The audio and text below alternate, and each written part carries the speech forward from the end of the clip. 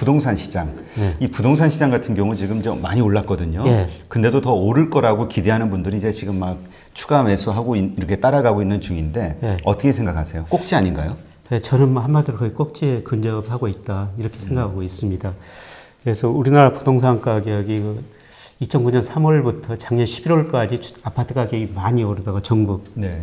주로가 대구, 부산, 강주 이런 지방 도시가 서울보다 더 올랐었어요. 그리고 작년 11월부터 전국 평균은 지금 떨어지고 있거든요. 네. 근데 지금 올라간 데가 서울입니다. 예. 그래서 서울만 지금 중심으로 올라가고 있기 때문에 서울 투자가 많이 늘어난 것 같습니다만 특히 제가 강남 아파트를 분석해 보니까요. 주식시장에 굉장히 민감한 게 강남 아파트거든요. 아마 강남 분들이 다른 지역보다 주식을 좀 많이 가지고 있지 않을까 이렇게 추론을 해보는데요. 근데 뭐 서울 강남 아파트 제가 떨어진다고 그러면은 헛소리 하지 말아라. 강남 아파트가 떨어진 적이 있느냐. 강남 불패. 네, 강남 불패 이런 이야기를 하는데요. 근데 2011년부터 13년까지 이때 전국 아파트 가격이 전국 9.8% 올랐거든요. 네. 근데 서울 강남은 오히려 7.2% 떨어진 적도 있어요. 전국 올 때 서울 강남이 떨어진 적도 있거든요. 왜 그런 거죠? 예. 그때 이제 강남 아파트 수요가 좀 많이 줄어들었죠. 그런데 저는 강남 아파트는 가격 변동이 심하다고 보고 있습니다. 공급에 비탄력적이니까요.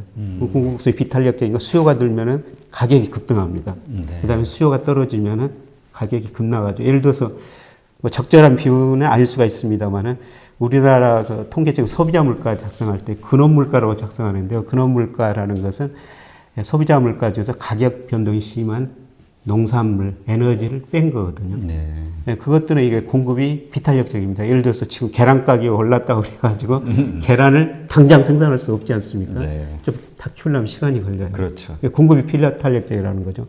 이런 상품들은 수요만 좀 늘어나면 가격이 급등하고요. 수요가 줄어들면 또 급락을 합니다. 근데 강남 아파트는 저는 공급이 굉장히 비탄력적이라고 보고 있습니다. 네. 그래서 수요가 증가하면 또 급등하고 또 수요가 감소할 때는 다른 지역보다도 오히려 더 떨어질 수 있는 게 강남 아파트다. 그리고 아주 좀 장기적 측면에서 보면요. 우리 경제가 아직 디플레이션 아닙니다. 그런데 최근에 물가 GDP 디플레이터가 지금 3분기 연속 지난 2분기가 떨어졌는데요. 장기적으로는 디플레 조짐이 나타나고 있거든요. 네. 디플레 가면은 우리가 기존의 상황을 바꿔야 돼요. 근데 1990년대 일본 주식시장을 보면요. 우리가 금리가 떨어지면 주가가 오른다. 이론적으로 그렇게 이야기를 하죠. 네.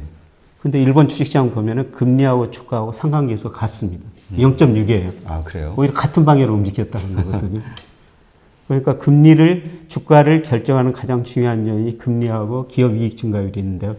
금리가 떨어진 것보다 기업 이익 증가율이 더 많이 떨어져 버리면 금리가 떨어져도 주가가 못 오를 수 있다는 거죠. 근데 이런 현상이 우리나라도 2016년부터 나타나고 있어요. 2016년부터 제가 올 10월까지 우리나라 주가하고 대표적인 국채 수익률 3년짜리 국채 수익률 상한기술 구해보니까요. 0.80이 나옵니다. 아, 그래요?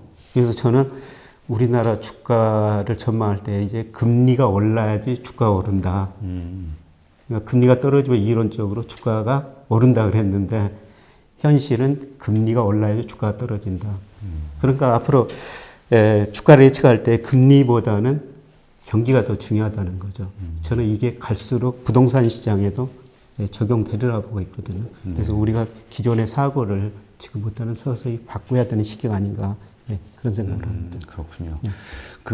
그러면 이 투자 전략은 어떻게 가져가는 게 좋을까요? 이 부동산과 관련해서는 지금은 매수를 할 타이밍은 아닌 것 같고요. 예. 좀 역시 내년도 이렇게 좀 여러 가지 글로벌 시장 상황이 좀 안 좋을 때 하락하는 그 시기를 노려야 될까요? 예, 저는 지금 적극적으로 투자하는 시기는 아니라고 생각하고 있고요. 그동안 주택 가격이 많이 오르다가 제 주변에서 사실 집을 못 사신 분들이 많이 있었는데 최근에 거의 다 사시더라고요. 저는 뭐 그런 걸 보면서 마지막까지 기다리는 분도 지금 샀구나. 그래서 조금 위험한 시기라고 보고 있고요. 근데 우리나라뿐만 아니라 전 세계적으로 부동산 가격이 하락하고 있어요. 근데 예를 들어서 미국 20대 도시 주택 가격을 발표하는데요. 네. 예, 미국도 그에 하락세로 돌아섰고요. 영국 런던은 이미 20% 이상 떨어졌고, 홍콩도 지금 떨어질 보임을로 있고, 예, 중국이 가장 큰 문제거든요. 예, 중국 제가 보면은 부동산 거품 심각합니다. 그러니까 전 세계적으로 지금 거품이 발생했던 부동산 가격이 꺼지는 국면이다. 예, 저는 거기서 우리나라도 자유로울 수 없다. 특히 서울 강남도 자유로울 수 없다. 예, 그래서 지금은 조금 더 조심스럽게 기왕 참으신 분들은 좀 더 참으시는 게 좋을 것 같습니다. 이게 참 사람이 앞일을 딱 알면 좋은데 그렇죠. 참 끝까지 거의 참다가 마지막에 그 소조해가지고 질러가지고 그렇죠. 또 후회하시는 분들이 꽤 많더라고요. 주식시장에서도 그런 사례가 많이 있습니다. 네. 근데 또 요새 그런 얘기도 있던데요. 그 자사고가 폐지되면서 이제는 일반 학군이 좋은 강남 지역이 역시 강남 가서 살아야 좋은 학교 보낼 수 있다. 예, 뭐 그런 얘기도. 예, 그것 때문에 그러는데 이 교육제도는 늘 좀 바뀌니까 예, 또 다음 정부가 들어서면 참 교육제도는 상당히 일관성이 있어야 되는데 이게 정부에 따라 가지고 계속 좀 바뀌고 있거든요. 자, 그럼 이제 아까도 말씀하셨듯이 이제 한국 사회가 점점 고령화 사회가 돼가고 있잖아요. 이제 은퇴를 정말 누구나 이제 40대만 돼도 생각해야 될 때가 됐는데 노후의 그 투자 전략은 어떻게 세우는 게 좋을까요? 예, 아까 일본 사례를 말씀드렸습니다만 일본 사람들의 약 53%를 은행에다 맡기고 있고요. 네. 예, 그 다음에 9%를 주식에다 맡기고 있어요. 우리나라는 43%, 15%, 일본보다는 좀 높고요. 근데 미국 사람들 보니까 13%를 은행에다 맡기고 있고, 직접 한 33%, 그 다음에 감자 12%, 그러니까 45%를 미국 사람들은 주식에다 맡기고 있거든요. 예, 그래서 미국 주가는 장기적으로 오르고, 장기적으로 오르니까 또 그렇게 가게가 투자를 했었죠. 근데 우선 그 미국 가게에서 주식 비중이 너무 높으니까 미국 주가가 거품 붕괴가 되면 소비 심리에 상당히 타격을 주겠구나. 미국은 우선 그렇게 생각하고 있고요. 우리는 불행하게도 사실 미국식보다는 일본식으로 가고 있거든요. 근데 저도 뭐 금융회사 다녔지만은 금융회사 잘못들이 상당히 있다고 보고 있어요. 그러니까 2007년, 2008년에 주요 금융회사, 은행들이 수익은 다변화시켜야 된다고 은행의 저축성금을 주식형 펀드로 돌려놨거든요. 네. 그래서 2008년 8월 달에 주식형 펀드가 무려 144조까지 모였었어요. 많이 모였었네요. 예. 근데 지금 그게 80조 안팎이거든요. 아, 그 후에 떨어져서 다시 올라도요? 예. 70조까지 떨어졌다가 지금 144조까지 올랐다가 70조까지 떨어졌다가 지금 80조 안팎이에요. 아, 네. 그러니까 우리 국민들이 주시장이 좋다고 금융회사 후원료로 주식형 펀드 가입했는데 그 가입하자마자 2008년 미국에서 글로벌 금융위기가 발생해가지고 주가가 폭락했지 않습니까? 네. 그래서 주시장을 별로 안 좋아하죠. 참 저는 안타까운 일이라고 생각해요. 그래서 그러네요. 제발 배당 투자라도 해야 되는데요. 예를 들어가지고 뭐 삼성전자가 아까 9조 6천억 네. 배당을 매년 주기로 한다고 말씀을 드렸습니다만 삼성전자 주식을 50% 이상을 외국인이 가지고 있지 않습니까? 전부 외국인이 좋은 상황이네요. 예, 우리가 이거 삼성전자 주식을 가지고 삼성전자가 배당 준 것 가지고 삼성전자 만든 뭐 휴대폰을 사든 가전제품 사면은 서로 이익이거든요. 이런 점에서 저는 그 배당 투자를 꼭 해야 된다고 생각하는데 2008년 그 큰 사건으로 우리 국민들이 주식을 너무 멀리하는 게 조금 안타깝게 생각하고 있습니다. 네, 그렇군요. 요즘 그 ETF 투자에 대해서 많은 그 관심들이 생기는 것 같아요. 근데 ETF 투자와 관련해서 어떤 분은 그 선진 시장에서는 시장 자체를 사는 거니까 골고루 괜찮은 선진 시장은 괜찮지만 이런 이머징 국가, 신흥국 시장에서는 좀 부실한 것들도 있기 때문에 오히려 선진국 시장에 적합하다라고 이야기하시는 분도 있고 뭐 여러 가지 의견이 분분하더라고요. 교수님은 어떻게 생각하세요? 뭐 그런 차이가 있지만은 저는 ETF는 투자해야 된다고 생각하고 있고요. 네.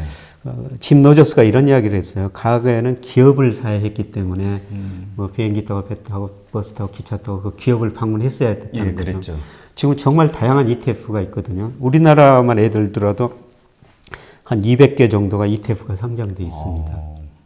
그러니까 ETF가 있기 때문에 짐 노저스가 지금은 집에 가만히 앉아 있어도 글로벌 경제 금융시장 흐름만 알면은 집에서도 얼마든지 돈을 벌 수가 있다는 거죠. 그 다음에 ETF 장점은 이 올라갈 때도 돈을 벌 수 있는 ETF가 있고요. 또 인버스 ETF라고도 있지 않습니까? 2배짜리도 있고 우리나라는 그러는데 미국은 4배짜리까지도 있더라고요. 무서운데요, 그거? 네, 4배짜리는 투자하는 게 상당히 위험해 보이고요. 그러니까 주가가 오르든 떨어지든지 그 다양한 ETF를 활용하면은 금융시장이 좋든 나쁘든지 얼마든지 수익을 올릴 수 있다고 생각하고 있거든요. 네. 저도 그 증권회사 다닐 때는 리서치센터장 하면서 매일 아침에 모닝 미팅이라고 애널리스트들이 어제 기업방 갔다 와가지고 어떤 기업 좋다 나쁘다 매일 아침 설명을 듣거든요. 그래서 어떤 기업 좋고 나쁘고 이거를 알았었는데요. 증권회사 떠나니까 기업을 잘 알지를 못하겠어요. 그래서 저는 기업 투자를 거의 안 하고요. 제가 가지고 있는 이제 모델을 만들어가지고 주가가 올라가게 나오면은 올라가는 ETF에다 많이 걸고요. 네. 그다음에 떨어지게 나오면은 떨어진 ETF에다 비중을 늘리고 그냥 항상 좀 같이 가지고 있어요. 아, 어쩔지 모르니까. 근데 그 상황에 따라 가지고 비중만 조절하니까 뭐 큰 리스크는 없습니다. 그리고 은행 이자보다는 저는 뭐 목표를 한 4배 정도 하는데 그 정도 수익은 낼 수가 있더라고요. 아, 그렇군요. 그럼 역시 ETF도 공부를 좀 많이 해야겠네요. 이거를 이제 시장 흐름을 알아야 된다는 거죠. 물론 장기적으로 미국 그 ETF는 상승하니까요. 뭐 내년에 그 미국 ETF 주가가 떨어졌을 때 그냥 S&P 500 ETF 사놓으면 되는 거죠. 아. 그리고 저도 뭐 자문사, 자산운용사를 좀 해봤었습니다만은 대부분 그 펀드 매니저들 수익이 주가지수 그 거래 비용 때문에 못 따르는 경우가 많거든요. 그렇죠. 근데 ETF는 주가지수 올라간 만큼 수익을 낼 수 있는 거니까요. 저는 뭐 내년에 그 ETF 올라가는 데다 많이 걸 겁니다. 아, 네. 좋은 기회가 올 거라고 생각하고 있습니다. 아, 그렇군요. 교수님 따라가야겠는데요. 자, 그럼 요새 그 비트코인 요새 또 한참 핫했다가 요즘 약간 하락 추세인 것 같기도 한데 암호화폐 투자에 대해서는 어떻게 생각하시나요? 암호화폐 투자는 뭐 제 책 저자인 강은보 대표가 아주 전문가거든요. 아, 그래요? 근데 이 책에 있습니다. 앞으로 1, 2년 동안은 올라갈 수가 있다. 또 상당히 많이 올라가 그 뒤에 팔아야 된다. 이런 이야기를 하는데요. 그동안 암호화폐에 대해서는 뭐 이게 기존의 화폐를 대체할 수 있느냐, 아니냐, 뭐 이런 논쟁이 많이 제기되고 있는데요. 최근에 그 페이스북에서 리브라는 암호화폐를 만든다고 그러니까 미국 정부들이 굉장히 반대하고 있거든요. 예, 그랬죠. 사실 이런 게 나오면 달러라는 기축통화 역할이 많이 축소되죠. 근데 저는 앞으로 아주 먼 미래를 보면은 이런 화폐들이 세계를 지배하리라고 생각하고 있습니다. 그래서 중국도 지금 자기네 통화를 기축통화로 만들려고 노력을 하고 있는데요. 아직 그게 안 되니까 중국 중앙정부가 가상화폐 지금 만들고 있거든요. 아, 그래요? 이런 것 가지고 우선 아시아 지역부터 자기들이 지배하겠다. 그래서 달러하고 경쟁이 안 되니까 이런 쪽으로 나가는 것 같고, 뭐 아주 멀리 보면은 이런 가상화폐들이 저는 세상을 지배할 날이 오리라고 보고 있습니다. 근데 가까운 시일은 아닌데요. 좀 먼 훗날이요. 네, 그렇군요.